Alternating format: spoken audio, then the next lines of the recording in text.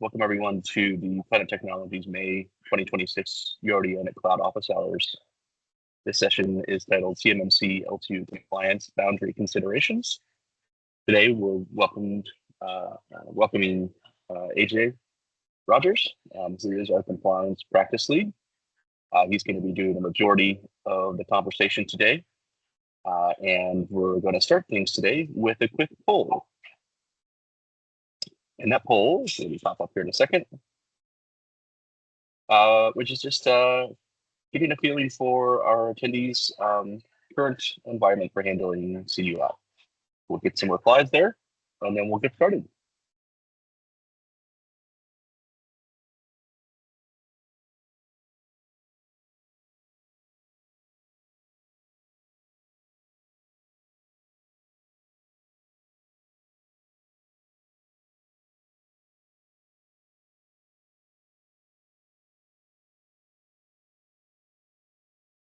And at this point, AJ, I'll hand it over to you.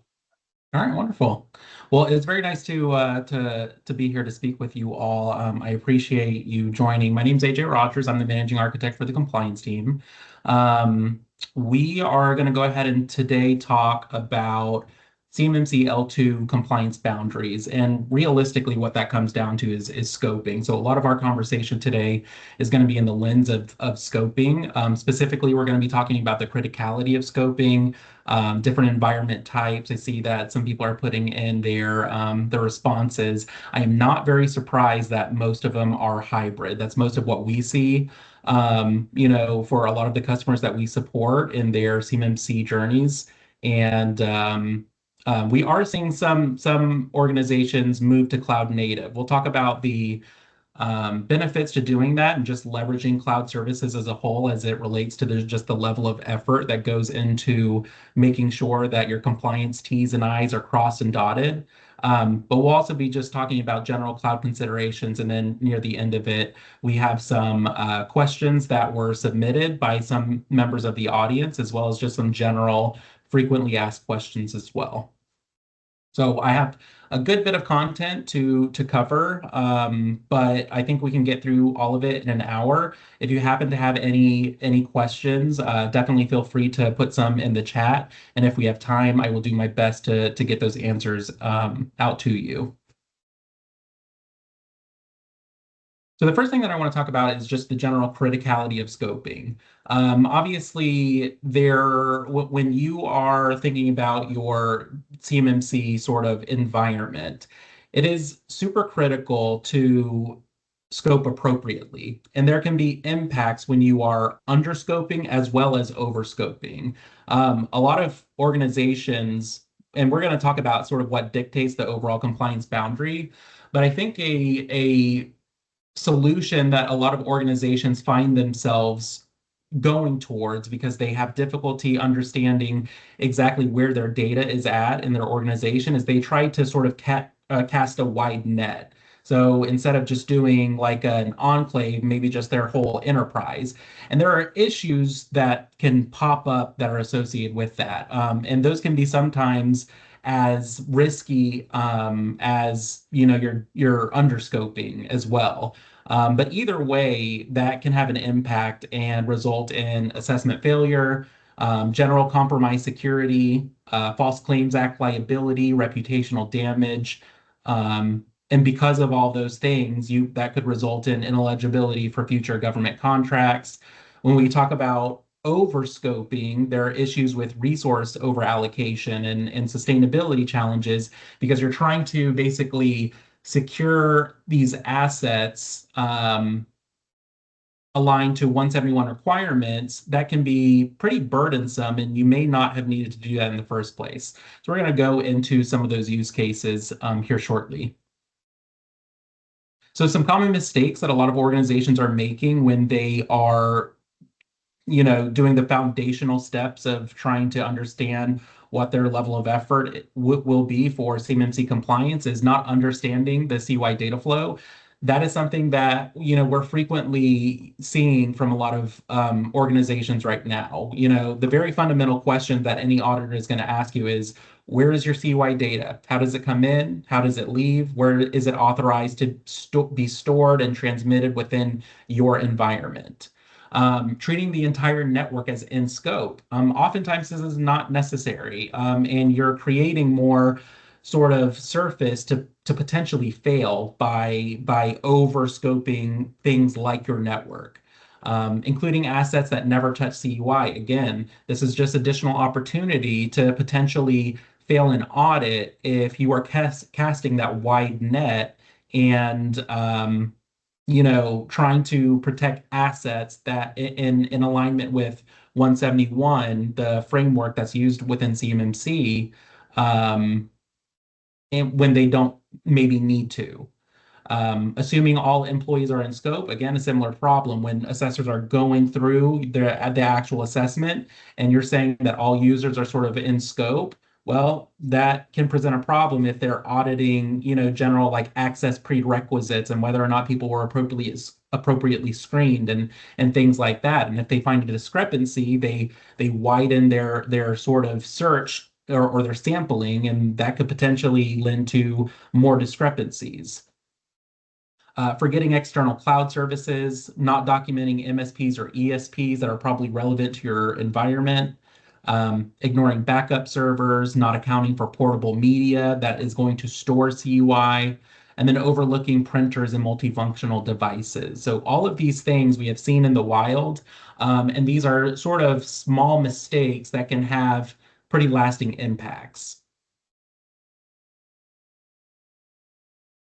So ultimately, what dictates your compliance boundary? So as I mentioned and alluded to earlier, your compliance boundary is going to be dictated primarily by where CUI is authorized to be stored, processed, and transmitted.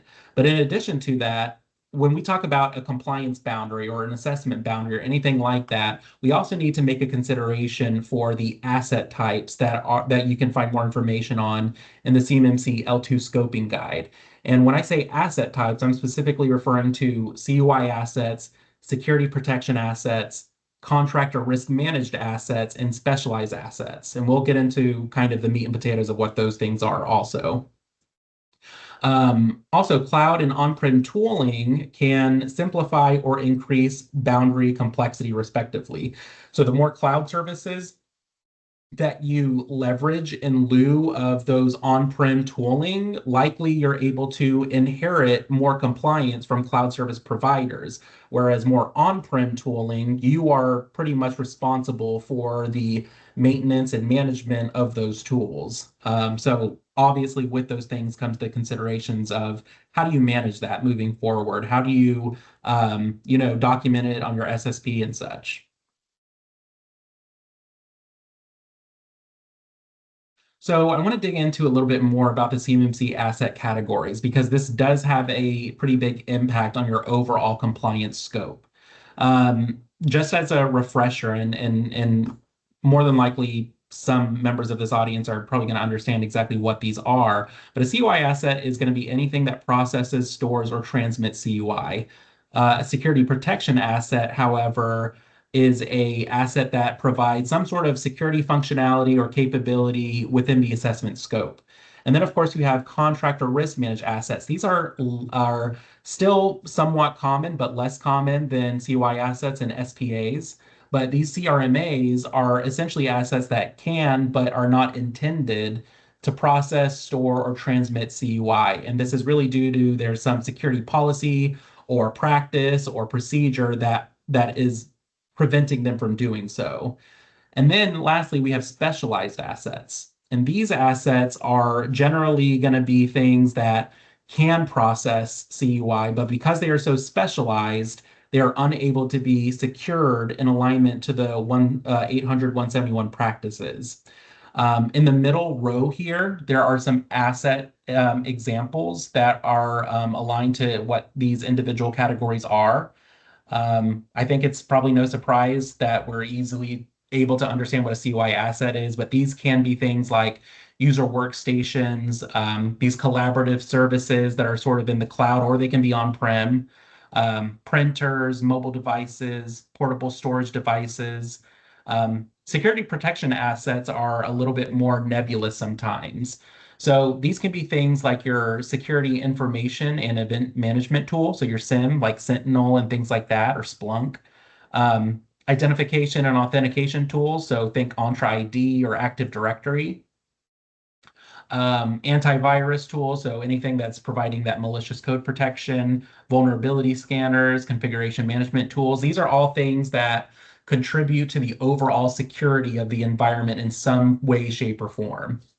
Contractor risk managed assets, CRMAs, on the other hand, these can be things that are like HR systems that are integrated within the environment, but they're not intended to process CUI. They don't have a specific security mechanism, but it could potentially interact with CUI in some form because of a lack of segmentation or something like that. So again, these would be things like an HR system, an IT ticketing system, if there isn't any CUI or security protection data included within them, general use laptops or printers or managed mobile devices that are not intended to process CUI. And then specialized assets, that's going to be things like your operational technology stuff. It could be your HVAC systems. It could be test equipment or even government furnished equipment directly from the DoD. These things would obviously all be within scope of your assessment, but they are assessed and documented in different ways. And so that's what that last row is essentially going to indicate to you. So for CUI assets, obviously, those are assets that are expected to be assessed against all of the CMMC Level 2 security requirements. Security protection assets are assessed against the relevant CMMC L2 security requirements. And what I mean by that is often this is something that a lot of organizations are trying to sort of understand is that your Sentinel or Defender or Intune, those are not assessed against every single control, but it's assessed against the controls that have relevance to it. So when we talk about audit log, aggregation, and correlation, usually that's going to be the Sentinel component, right? But you're not going to assess that against a completely irrelevant control. Your CRMAs, they are basically going to be documented in your SSP. They need to, of course, be added to your overall asset inventory and represented on a diagram, but they're not typically assessed against any of the security controls beyond that. Now, that being said, there is some authority by the C3PAO where they can do some limited checks. And based on those limited checks, if they identify any sort of discrepancies, they can expand that check. And it can be then notated as a finding just based on what it is from the assessment. Lastly, specialized assets, those similarly are going to be documented in the SSP, asset inventory, and diagram. However, they're not assessed against really any of the CMMC security requirements beyond that.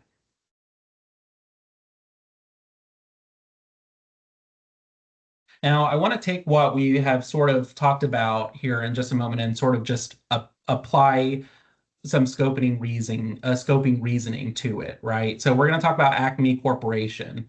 And Acme Corporation is a manufacturing firm that is seeking CMMC L2 certification. Now, they receive CUI from email from external prime contractors, as well as from the government directly via DoD SAFE. These are very common use cases that we see from a lot of organizations right now.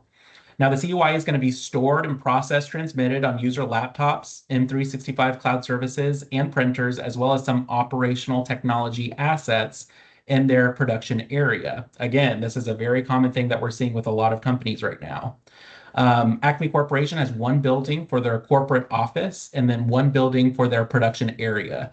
So how do we take all of that information? We've essentially sort of summarized some information gathering here of how we are going to go about illustrating a diagram to represent this CUI data flow and all of the relevant assessment boundary considerations sort of in a single diagram. So I want to just share something real quick. With all of these considerations in mind, this is typically what you would sort of put together to convey what your overall boundary is to an auditor. One moment.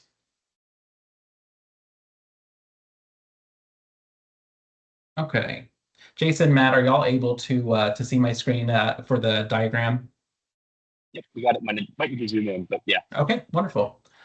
So here, obviously, I'm gonna zoom in on certain elements of this. Diagrams can often grow, and you have to do some minimizing and maximizing on them. But essentially, this is what we're looking at, right? This is what is explaining to an auditor everything that is sort of going to be in scope of your overall assessment. Let's look at it a little bit more closely. Okay. So over here on the left, I've included a legend, and all of these things, we're going to go ahead and do our due diligence of categorizing these assets within this diagram. This is giving the assessors an indication for how they're going to go about creating sort of an assessment plan and what the overall level of effort is going to be to getting your environment assessed. So we have CUI assets in a red box, a gold box for security protection assets, contractor risk management assets in purple, and then specialized assets in the light blue. So you see here, all around here, there is a dotted green sort of box, and that is going to basically be our assessment boundary. Within that assessment boundary, you'll note that I included some like firewall, MFA sort of capabilities, and that's basically indicating to the auditors, hey, these are security protection assets that are being used to secure access control, as well as just general data flow, and how you're just controlling communication traffic and things like that. Once you get past that, we then are sort of looking at how we are illustrating the scenario that we just discussed. So Acme facilities here, we're talking about that they have CUI existing on their individual user workstations. So we've notated that. We have a red box all around it, and we're drawing some, I guess, some data flow lines from the user workstation to these M365 collaboration services. And this is indicating again that there is the expectation here that CUI is flowing between the workstations and these cloud services. And there's also connecting to the printer, because we also discussed that there was going to be a printer. So, in addition to that, we know that we're sending and receiving CUI via email to authorize external domains. We have that notated here. This is going to be an external system. And we also have DoD Safe, because that was another component of our scenario. So DoD Safe is going to be accessible to all of the users in these Acme offices, for all the relevant users, I should say. Acme has some CRMAs. They have some non-CUI assets because that's not the totality of their business. User workstations, Acme managed mobile devices, printers, all of these are still integrated into their network, but they are not expected to interact with CUI. There are plenty of personnel who do good work for Acme, but maybe they just don't do CUI work. And then this production area here, I have it in that light blue box, and that's really just going to be your specialized assets. Obviously, you could break this down into what the individual sort of OT components are, or what the individual technologies are, but I just represented it in a sort of a warehouse data center sort of thing, just so you could get an idea of what that looks like. And this is really all that they're looking for, right? They're looking for something that's straightforward, that's accurate.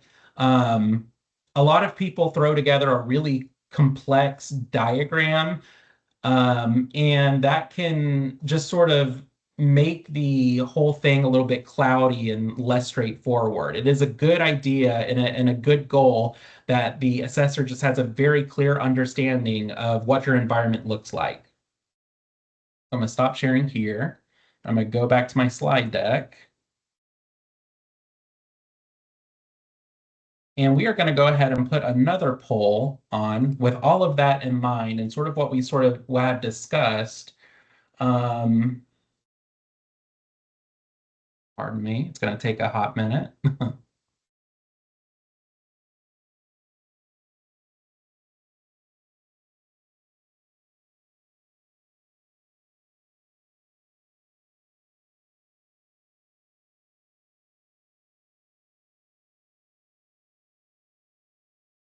Sorry, it's catching up.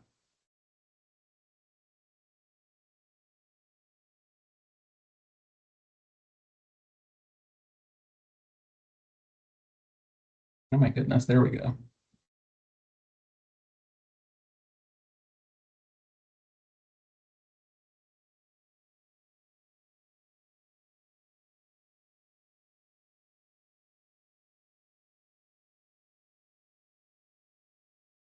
Okay, so now let's get to that poll two. Apologies for that. So the poll that we're going to ask now is based on everything that we just discussed here. This is sort of just a bit of an exercise. Acme Corporation now wants to reduce their compliance boundary. So what steps do we think would actually result in a boundary reduction? Would it be restricting COI access to manage VDIs with clipboard and redirect disabled? Segment the printer on a separate VLAN, require employees to use personal devices to avoid bringing endpoints into scope, or lastly, obtain MSSP services to transfer incident response responsibilities.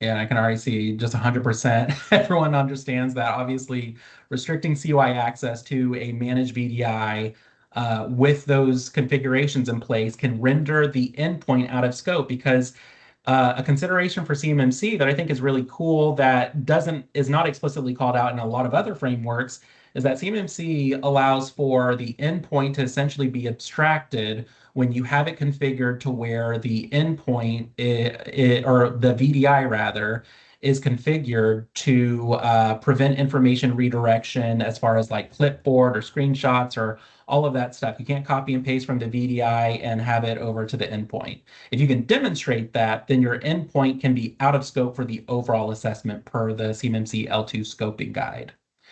So I'm glad that nobody chose the require employees to use personal devices to avoid bringing endpoints in scope. That is a nightmare that I think any organization does not want to take on if they don't have to.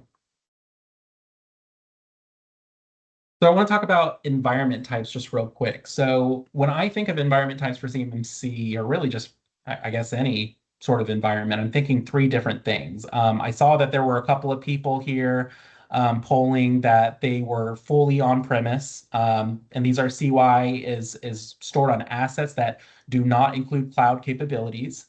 There is also cloud native. All assets are considered virtual. The organization relies on a FedRAMP authorized product from a cloud service provider, a CSP, for inheritance on select controls as indicated in the shared responsibility matrix. Sometimes they call them customer responsibility matrices.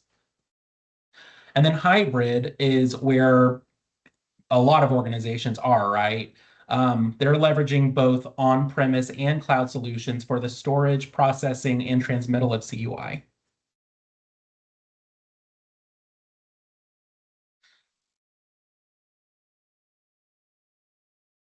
Okay. Now, I do want to talk about some particular use cases that a lot of organizations find themselves in when they are trying to be a purely cloud native uh, environment.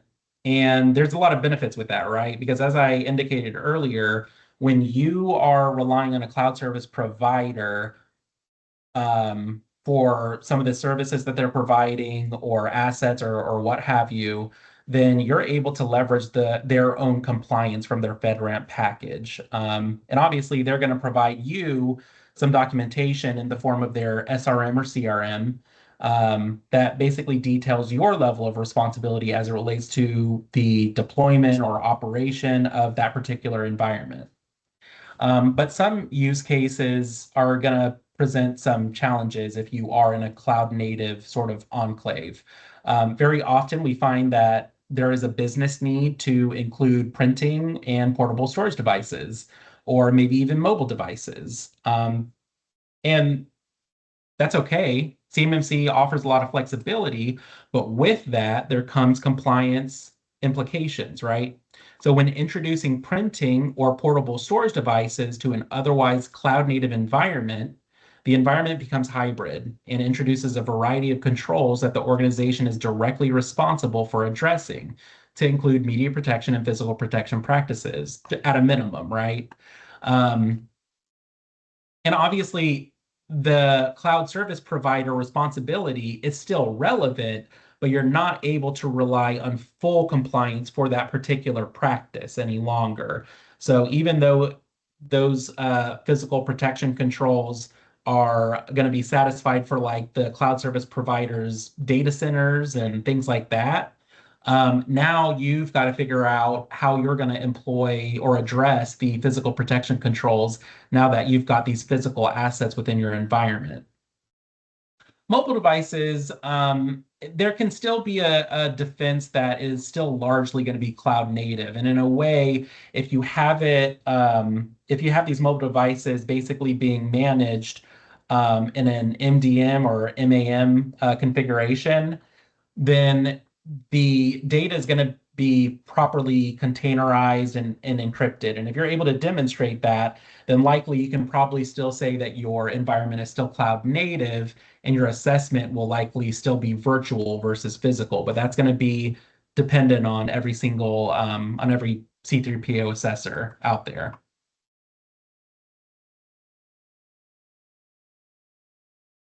We've included a little infographic here just for printers. Oftentimes people are wondering, well, what's the best printer for me? We have some recommendations for printers as it aligns to what our general toolkits are and, within the Microsoft tool space and things like that.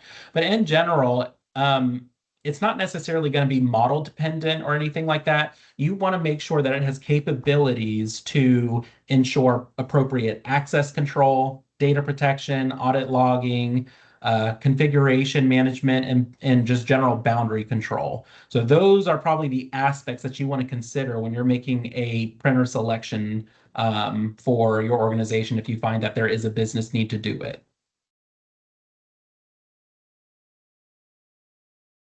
Here's another sort of use case that we're seeing a lot right now. An otherwise cloud native environment, but they are finding that they have to introduce maybe an endpoint of some kind because they have to transfer data into the cloud. And the way to do that is maybe like a portable storage device and having an endpoint that is basically dedicated to that data transfer.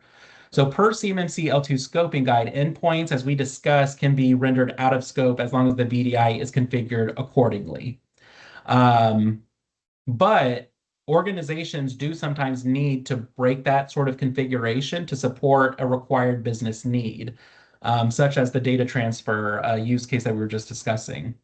So while this is allowed, it's critical that organizations understand that this decision brings the endpoint in scope as well as numerous control responsibilities. And so that's going to include how is that endpoint, how are the vulnerabilities being managed? How is the malicious code protection being applied and how is it being scanned on whatever defined frequency that your organization has arrived at? Is the Active Directory infrastructure, is that a consideration that needs to be then pulled in with that endpoint if it's not necessarily joined or similar?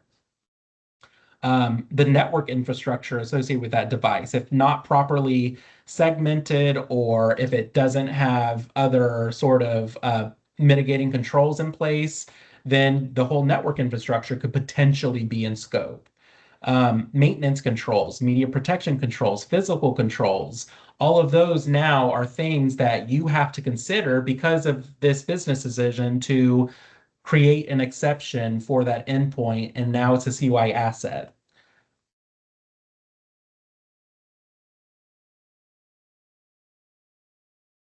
So even if you arrive at a decision to do that, because there's just the apparent business need for it, there are still ways that you want to go about minimizing that compliance impact. And I've indicated some of the things to do related to that, but that's going to be like your network segmentation. So, for example, maybe those devices are on a dedicated VLAN. Maybe they're even air gapped some of the time, just so you can minimize the risk associated with that. Um, Making sure that the devices maybe are Entra-joined or similar. Obviously, Planet is a Microsoft sort of centered um, organization since we're a partner to Microsoft. So in that vein, I'm always thinking about Entra, but anything that's sort of abstracting the AD infrastructure, basically, I think is the ideal way to go about it if you're able to. And then just disablement of all non-essential programs, ports, protocols, services, and functions. That also is going to, not only is that a explicit requirement, but it's also just going to work to reduce your sort of boundary further. Now, with all that being said, I want to talk about some benefits to just general cloud solutions, because cloud offers a lot of flexibility. I mean, it's there on the screen. I mean, scope clarity, cloud solutions can provide clean and well-defined system boundaries, reducing ambiguity in your SSP. That sometimes to me is like a potential death sentence when you just have a lot of ambiguity in your SSP and things are just not overly clear. Cloud has a lot of capabilities to make things a lot more clear and reduce complexity there. It also reduces compliance effort. So as I've discussed, many CMMC L2 controls can be inherited directly from the cloud service provider's FedRAMP authorization package. Identity management. So often a dedicated identity plane using modern authentication protocols over legacy ones. Um, I always prefer being able to point to like Azure Active Directory or Entra versus having a Active Directory in scope, because a lot of times it's not appropriately managed, or there can just be a lot of different things that can trip you up during assessment as it relates to the Active Directory, its domain controller, things like that. Also, leveraging cloud solutions, and if you're able to do cloud native, it can lessen the assessment cost. So, um, a lot of the capital expenditure on-prem hardware, data center space, and infrastructure needs, um, or rather, there are a lot of costs associated with that. And then with your actual assessment, you don't have to consider incorporating costs for the assessor travel or anything like that. It can be pretty much executed in a virtual setting. And it also allows for the assessment to go very quick.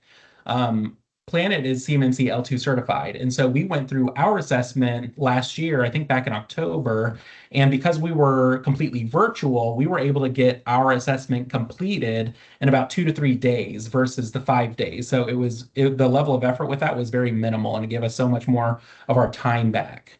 The last thing that I want to talk about is just scalability. So cloud solutions obviously can enable better scalability. It can scale compute, storage, and user capacity without introducing new in-scope hardware. Adding users or expanding the enclave may not materially change the compliance boundary. So you can just boot up or you can just provision an AVD a lot more simply than you can probably an actual physical device.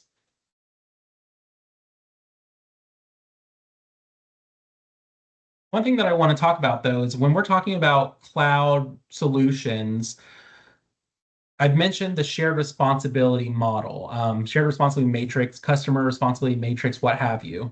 Um, it's important to understand certain things about it, right? So when leveraging FedRAMP authorized cloud tools for CY, it's important to understand the cloud service provider's level of responsibility. And that matrix should delineate what they're responsible for versus what the customer is responsible for. Sometimes the things that the customer is responsible for can be deferred to an MSP or an ESP or something like that. So when they say customer, they just really mean anyone other than them. CSPs will often have a customer responsibility matrix for their product, as I've mentioned, where organizations can fully inherit a set of controls, or if they have any residual responsibility, it's basically detailed in there. But one thing to note here is that FedRAMP is sort of predicated on NIST 853. It's a far more robust control set and doesn't actually uh, map one-to-one to NIST 800-171. So when you are trying to leverage your cloud, your CSP's responsibility matrix, it's important to make sure that you are sort of associating those with the 171 control. So you have to do a control mapping to ensure that you have compliance visibility and coverage there.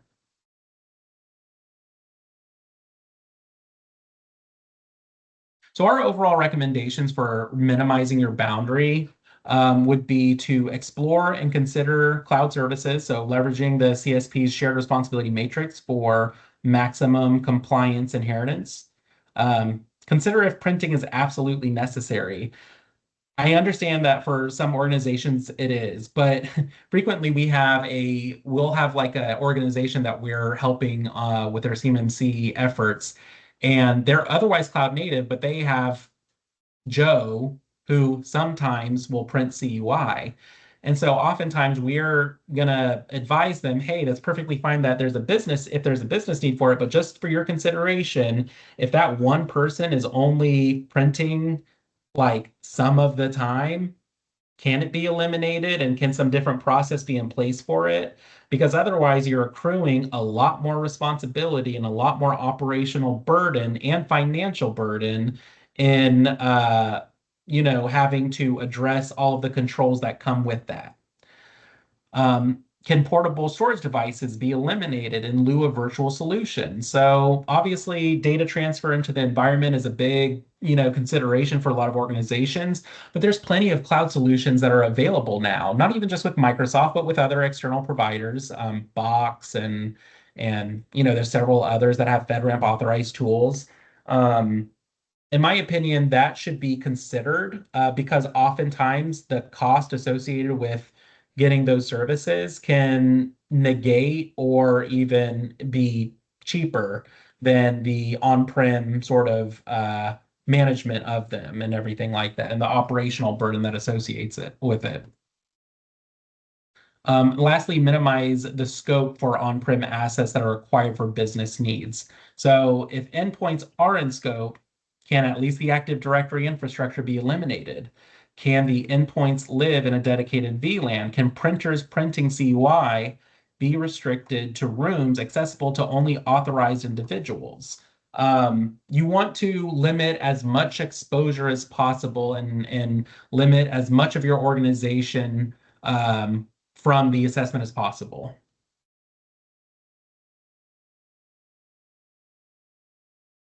So at this point in time, I'm going to talk about some of the pre-asked questions as well as just some general FAQs. And we only had two pre-asked questions. So one of them was clarity on when FIPS is required in these instances. So you see a lot of words on the screen. This is sort of a loaded question, right? At the end of the day, there's a particular control in the 171 framework that basically dictates that when encryption is being used for CUI, it has to be FIPS validated. And just for your awareness, FIPS, I think 140-2, as far as accepting submissions for it, is going to be sunset later this year. So most things are now moving to 140-3. At the end of the day, you just need to make sure that anything that is storing CUI or is transmitting CUI has a FIPS validated cryptographic mechanism supporting it. Now, when you go through your assessment, if this is one of those controls that they can issue a POAM for, so even though it's like a 3 and 5 point control, they will allow organizations to figure out a plan to implement FIPS validated encryption for those assets up to 6 months, so 180 days. And then after that, it's basically you have to make sure that it's implemented or you're going to lose your conditional approval for your certification. Oftentimes there are sort of ancillary encryption capabilities. And if it's not directly securing CUI, or if there may be some overlap and CUI is still being supported by some FIPS cryptographic capability, then you likely don't need FIPS validated modules for those ancillary encryption sort of mechanisms. But at the end of the day, that's what auditors just want to understand. So sometimes this may not be very straightforward, and then sometimes and you have to just have a good narrative for why the data or how it's going to be encrypted in accordance with FIPS 142 requirements. And sometimes that's going to be very straightforward, but there are some allowances here, and sometimes implementing a FIPS validated module can break something, right? Sometimes it can adversely impact the operation of that tool or software or something like that. There are cases where enduring exceptions can be provided, but that generally speaking is going to have to go through some sort of DoD CIO adjudication process to actually get that enduring exception provided to you. So I hope that answers the question. If it doesn't, then I'm definitely happy to address that some more in an email. The second one was, are there any printer types that we recommend? Again, I talked about this a little bit earlier. We want to make sure, I probably defer to that infographic where you want to make sure that that printer has those types of capabilities. But Planet's recommendations actually, because we are a Microsoft partner and we do a lot of GCC high things, we recommend really any printer that is compatible with Universal Print.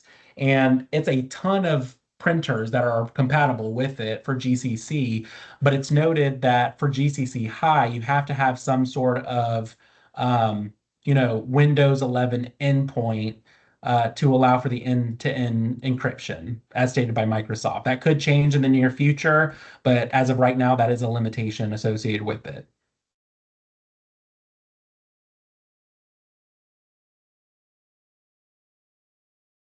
Yep, that's a good point, Matt.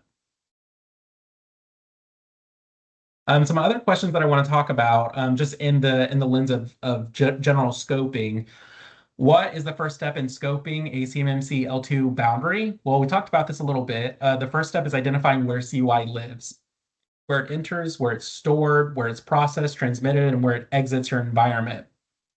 Scoping follows the data, not the org chart or network diagram. Once you've mapped CUI flows, you can then define the system boundaries and determine which assets, personnel, and locations fall within that scope. So before anything, you need to understand exactly where your data is at.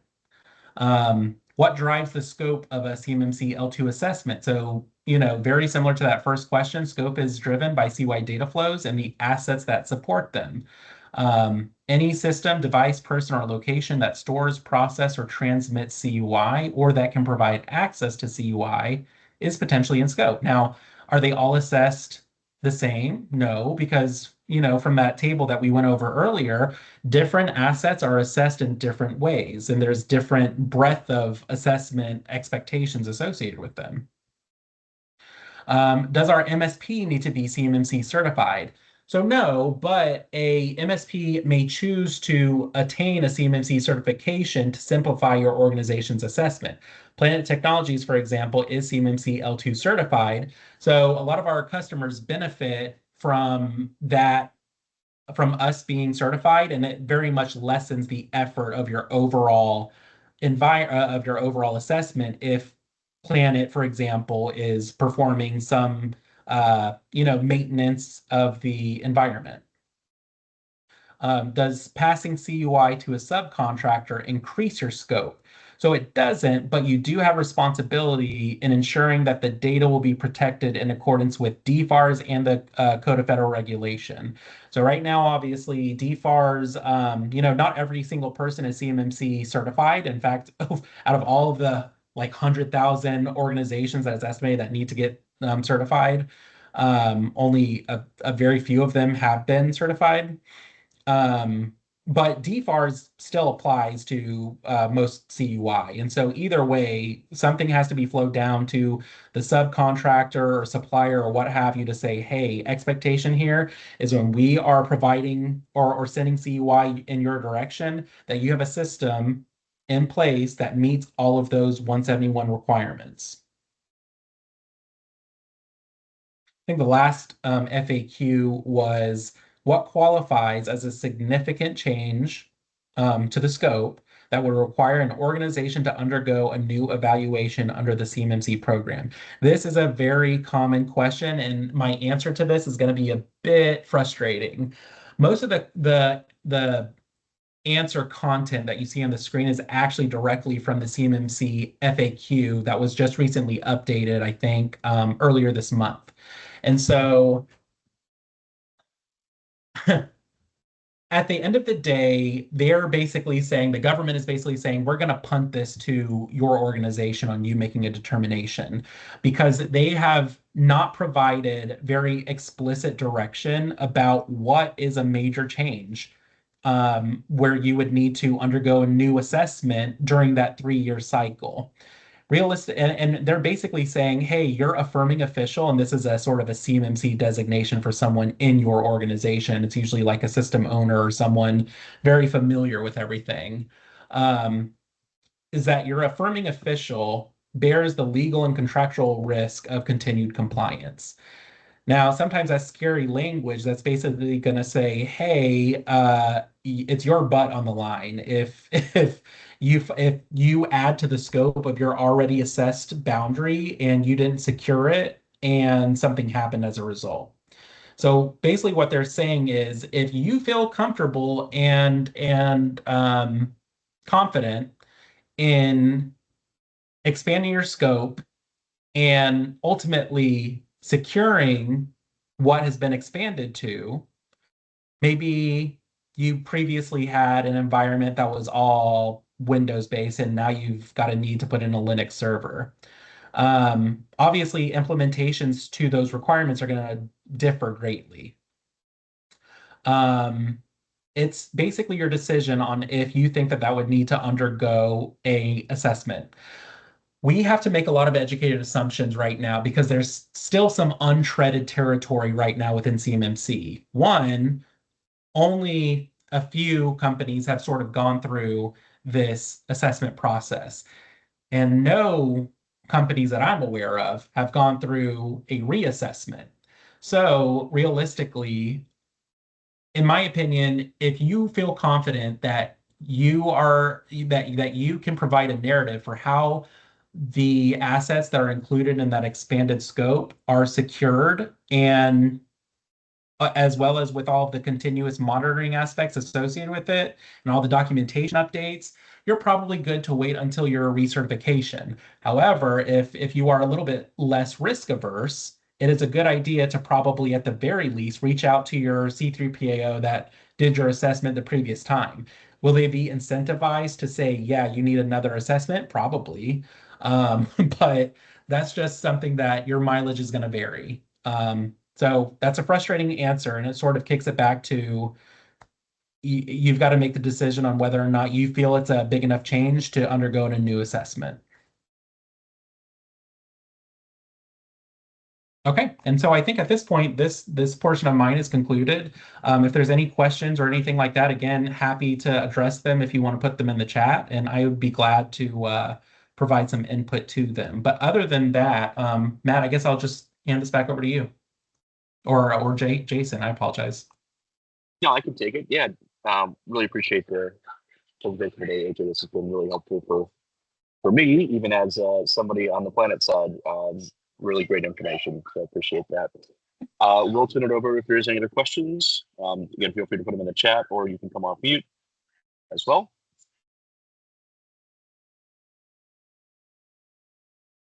And I guess just one question to the group, or the one statement is, if you do have any suggestions for topics, feel free to reach out to go-planet.com. Always take on advisement of new topics. So always looking for great information to be able to share that aligns to the URD program and the benefits that it delivers to you all. I have a question for you. Can you describe how operational plans of action work for FIPS versus a POAM? Because I heard you say that they would require a POAM for a FIPS cryptography. Yes. So yeah, I'm so glad that you actually asked that because oftentimes people mix the terminology, even though they're essentially kind of the same thing. So an operational plan of action and a POAM have sort of similar but different meanings within CMMC. And so CMMC essentially says, hey, operational plan of actions are more so for temporary deficiencies, like control deficiencies or things like that. If it's a bit more extended, like 180 days that you would need to be able to, uh, address FIPS validation or something following an assessment, then it would be added to a POAM. For all intents and purposes, it's really the same thing. It's a mechanism to track a deficiency and have a plan in place to get to a solution of it. But POAMs are more formal and they're typically issued by the C3PAO. Operational plan of actions are something really of your own organization's sort of way of tracking things. You just need to make sure that it's still in line with the actual, I think it's a security assessment control about what sort of elements need to be included into your into your OPA. Thank you. Yeah, that was a good question. Anyone else? Any other questions?